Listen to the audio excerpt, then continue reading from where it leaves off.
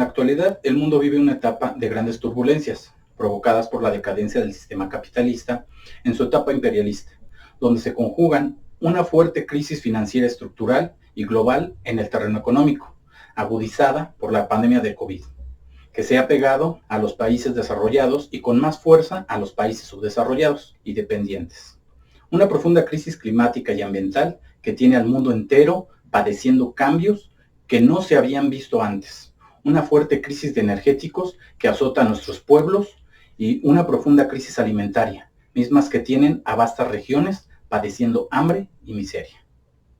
Ante esta grave situación a la que nos enfrentamos, se presenta una fuerte confrontación del imperialismo norteamericano, mismo que no se ha repuesto de crisis anteriores, y ahora se le suman más problemas y tratan de mantener su hegemonía sobre la base de mantener una política de guerra y provocadora en contra de aquellos países que ya no están dispuestos a someterse a su hegemonía, como China, Rusia, Irán, Cuba, Nicaragua, Venezuela, entre otros en los distintos continentes.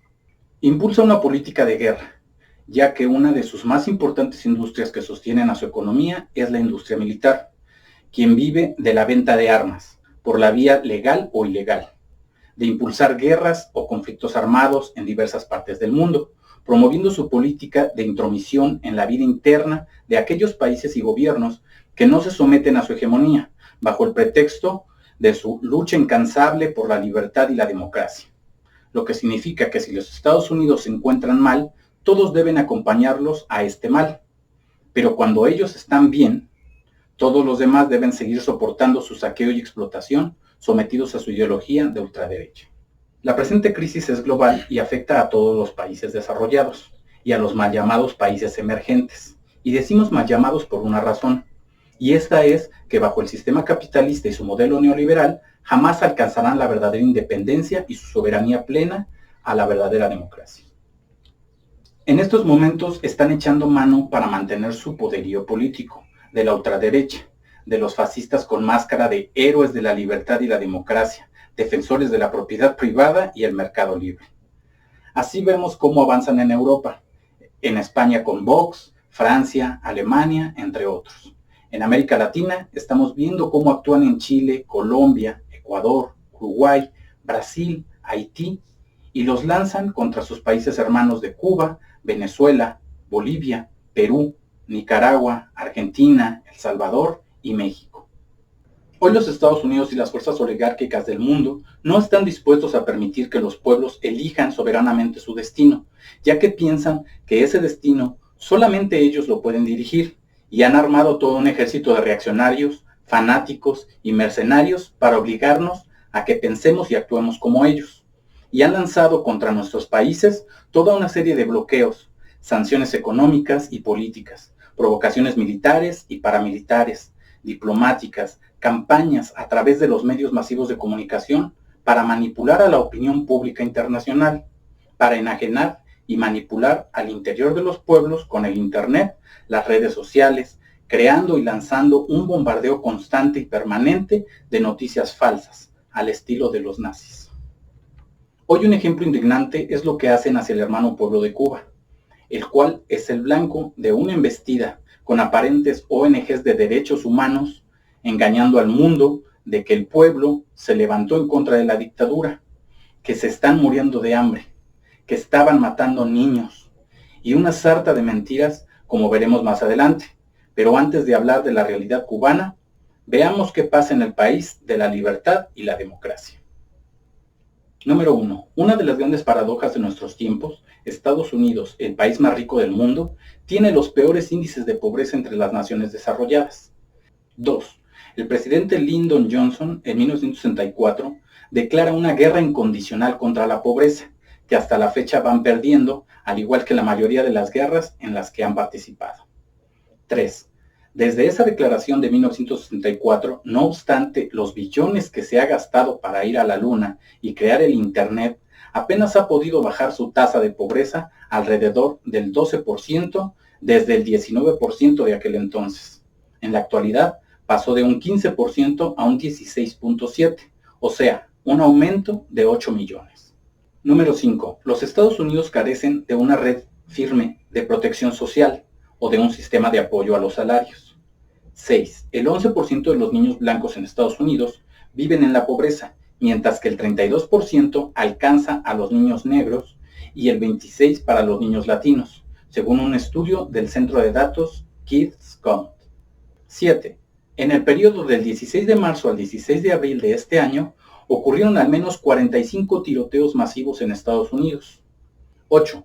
Las muertes por sobredosis de droga en Estados Unidos alcanzaron una cifra récord de 93,000 el año pasado, informó el gobierno. La cifra supera el 29% de 72,000 muertes por sobredosis en 2019. 9. Los Estados Unidos es el país de la discriminación, principalmente en contra de los afroamericanos, latinoamericanos y asiáticos. Si se investiga, gran parte de los asesinatos por parte de la policía es en contra de ellos, como se puede apreciar en las noticias diarias. 10. Estados Unidos es el país que ha intervenido, invadido y hasta provocado golpes de Estado en toda Latinoamérica. Ante esta realidad, su realidad, ¿los Estados Unidos se atreven a señalar a Cuba como un país sin libertades? Es risible que hagan esto si no fuera porque la historia nos ha enseñado que así siempre se han manejado. Veamos algunos aspectos en el país caribeño. Las estadísticas reales indican en Cuba que su nivel de escolarización, de mortalidad infantil, la esperanza de vida al nacer o la calidad de su medicina sobrepasan con creces a muchos países del llamado primer mundo y en algunos puntos al mismo Estados Unidos. Los éxitos en Cuba en materia de salud son reconocidos mundialmente y dan cuenta de un nivel de compromiso consecuente y sistemático con el desarrollo de la salud por parte de las más altas autoridades de este país desde 1959. Así lo señaló la misma Organización Mundial de la Salud ante la BBC. Algunos de sus logros son: colaboración médica de la isla en otras naciones, la baja mortalidad infantil. Recientemente se convirtió en el primer país en el mundo en eliminar la transmisión materno-infantil del VIH-Sida y la sífilis congénita. Tienen el mayor número de médicos y camas en los hospitales por habitantes, cifras que todavía ostenta. También cabe mencionar que el servicio médico en Cuba se ha visto mermado por la falta de medicinas, equipos médicos y de las deficiencias estructurales en algunos hospitales. Cuba ha erradicado el analfabetismo, pues su sistema de educación pública abarca todos los niveles y ha creado modelos educativos que se han utilizado en el resto de Latinoamérica. Se eliminó la educación privada y se hizo prácticamente accesible para todos sus habitantes. Según varios organismos internacionales, incluyendo al mismo Departamento de Estado de los Estados Unidos, Cuba es uno de los países más seguros de Latinoamérica y el Caribe, teniendo así una tasa de homicidios en la isla entre 2002 y 2016 de 5 por cada 100,000 habitantes, lo que lo convierte en el segundo país más seguro de la región. Ahora imaginemos qué sería de este país si no tuviera que cargar con el bloqueo económico que data desde marzo de 1958 y que se completó en febrero de 1962. Para los incrédulos de este bloqueo, les invitamos a investigar sobre el veto a cualquier transacción con Cuba desde 1963, la ley Torricelli de 1992, que limita el transporte marítimo a Cuba, la ley Helms-Burton, que en 1996 incluye sanciones adicionales contra empresas extranjeras que mantuvieran relaciones comerciales con Cuba. En 2004, Estados Unidos impuso nuevas restricciones. Se limitaba a una vez cada 3 años la posibilidad de visitar a familiares en Cuba. El tiempo de permanencia en la isla se restringiría a 14 días, mientras no se permitía gastar en el territorio cubano más de $50 al día. Vaya libertad que ofrece el gobierno norteamericano. Ante esto, ¿qué ha hecho la ONU? Tomando en cuenta que esta organización mundial, que cuenta con 193 estados miembros y que cada año se llevan votaciones para condenar dicho bloqueo, los únicos estados que nunca han votado contra el bloqueo son los Estados Unidos e Israel, que en el año reciente de 2016 se llegó históricamente a una votación de 191 votos a favor del cese del embargo y ningún voto en contra, solo 2 abstenciones, Estados Unidos e Israel para variar. Y en las votaciones recientes, este fue el resultado, 184 votos a favor, 2 en contra y 3 abstenciones. Ganaron por mayoría abrumadora. Entonces, ¿de qué sirve la ONU? Ustedes saquen sus conclusiones. Ante este breve resumen sobre Cuba, veamos los hechos presentes. ¿Qué sucede en Cuba?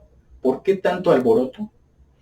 Los grandes medios recientemente han postrado a Cuba como si estuviera al borde de un estallido social y a punto de una guerra civil, utilizando la pandemia mundial como una gran oportunidad para agredir y ahorcar más a la isla cubana, con hechos que son totalmente falsos. He aquí el porqué. Los medios ya tenían listos los encabezados de una gran movilización contra el gobierno cubano, una noche antes de que sucediera, el pasado 11 de julio del año corriente. Qué eficientes, ¿no? Y salieron a la luz varias fotos truqueadas y de movilizaciones fuera de contexto, y de nuevo, para los incrédulos, ahí van unos ejemplos. El tan afamado New York Times publica que fueron cientos y mágicamente después se corrige la nota diciendo que fueron miles. Por fin pónganse de acuerdo, porque es una gran diferencia. La misma ONU publicó un tuit en donde aparece una mujer supuestamente protestando en Miami, y en donde ella misma desmiente diciendo que utilizaron la foto en donde ella misma indica que estaba apoyando al gobierno cubano. En Chile utilizaron videos de una represión en Cataluña, con personas heridas, indicando que era en vivo en La Habana. Reportaron dimisiones de altos mandos cubanos, y hasta que el expresidente Raúl Castro había huido de Cuba y refugiándose en Venezuela, haciéndonos recordar aquella gran mentira de la huida de Hugo Chávez durante el fallido golpe de Estado en ese mismo país, Venezuela, y apareciendo el mismo Raúl al frente de la gran manifestación en Cuba contra este intento de desestabilización.